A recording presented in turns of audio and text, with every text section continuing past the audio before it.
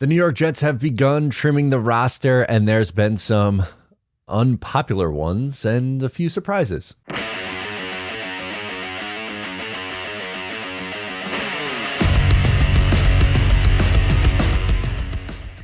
Hey, what's going on? Matt O'Leary back with another video, and today we're going to talk about the Jets cut so far. Before we get started, I just wanted to mention you can follow on socials at Matt O'Leary and why. If you haven't already, please make sure to check out the Just Jets podcast. New episodes come every Monday. For now, just I think one more Monday episode, and then we move to Wednesday, a midweek show to break down the game that passed and preview the upcoming one. It's a ton of fun. Make sure to check it out and call in. Okay, so today we're going to run through the cuts so far. These are the ones at the time of recording, which is early on Tuesday morning.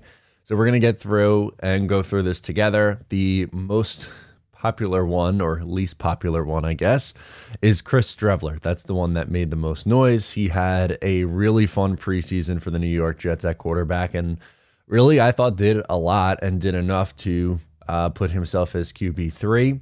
The Jets really like Mike White, so it's not really super surprising that they decided to keep Mike White and cut Chris Streveler. They're going to try to get Chris Streveler on the practice squad. There's a chance that he gets picked up, though. Any team, is going to be able to pick him up before he hits a practice squad. But, a little bummed out by it. Is it a huge deal because it's quarterback 3? Of course not. No. If you get to that point, it's probably a bad sign for the New York Jets in 2022. You're hoping for probably just Joe Flacco to hold down the fort for one game and then have Zach Wilson come back. It might not even be that one game. We saw Zach Wilson on the sideline riding the bike during the Giants, leading up to the Giants game. So Chris Streveler, unfortunately, did not do enough apparently to make the roster, and Mike White did. So Mike White is QB3. Okay. I mean, again, I would have preferred Streveler, but I'm not going to go buck wild on it. Did I go a little tongue in cheek on Twitter? Yes. Is it fun? Also, yes. But still a little bit surprising. Next up, Javelin Guidry. I was a little surprised by this one. Not that Javelin Guidry was going to start, but I'm kind of just curious who the backup slot is going to be now at this point, because Michael Carter II obviously is going to start. And then you're going to have, obviously, guys like Bryce Hall is going to make this team as a backup. Brendan Eccles is going to make this team as a backup. Hardy, I guess, Justin Hardy is going to be your backup slot. I really hope there's not a Michael Carter II injury because, one, I think he's a good player and want him to take that next step this year. But two, I don't know who they're going to use in that spot if he does go down. So a little surprised by that one. Then you have Bradley Anae, edge rusher that they got in the offseason. Not super surprising with this one. Is it that Bradley Anae is a bad player? No, I think he made a couple of plays in the preseason, actually. And, I wouldn't be surprised if someone picks him up. But if he doesn't, he looks like a special team stash kind of guy, which that totally makes sense. I have no issue with them making this move. Does it stink? Yes, it stinks for a guy like that. Unfortunately, a lot of people lose their jobs this week, and it's tough. It's part of the business part of the league, and it's not the most fun part of the league. But with Bradley and I think most people saw this one coming. The Jets had 15 guys for their defensive line. It was an insane number, and he always felt like he was going to be the odd man out. Del'Shawn Phillips, linebacker. He actually played a little bit at linebacker last year, which I think just goes to show how bad the linebacker depth was. But this is a special team guy. Brent Boyer seems to really like him, so this is someone else who I think is going to be attempted to be put on the practice squad.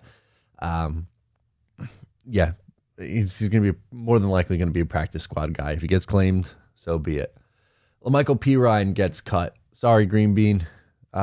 Pour one out for Green Bean. I'm sure he's a little bit bummed, especially because Bradley and I was cut too. He likes him, if I'm not mistaken. P. Ryan was drafted in the 4th round of 2020. The 2020 class is not looking so hot right now at the moment.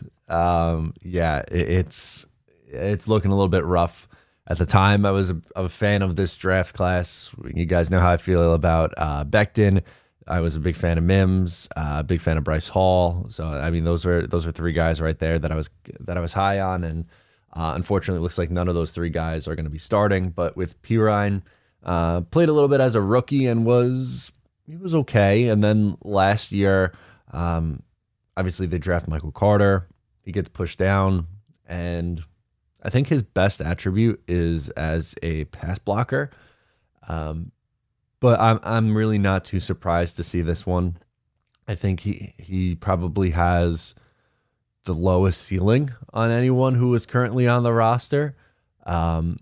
He's fine. I feel like he's going to find a home on another practice squad if it's not with the Jets. I have a hard time seeing him as a RB3. Maybe someone keeps around for extra depth beyond that, but I think his lack of explosiveness is part of the issue there, and why he's not really a good fit in this particular offense. So sorry, Green Bean. Sorry, P. Ryan.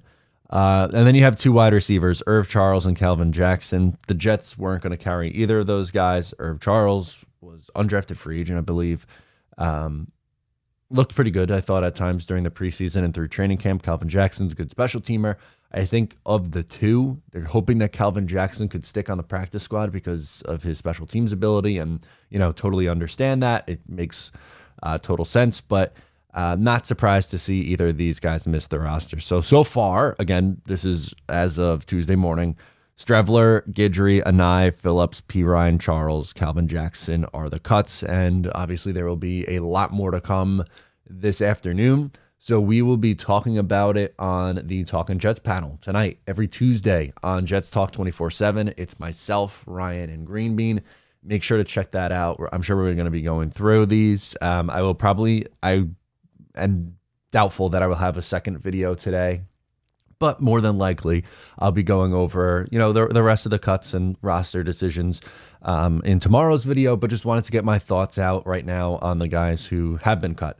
And there were, a couple surprises, some not so surprising moves. And this is part of the game, and we're getting closer to the real thing. So sound off in the comments below. Let me know what you think of the moves so far. Once again, I'm Matt O'Leary. I'll talk to you next time.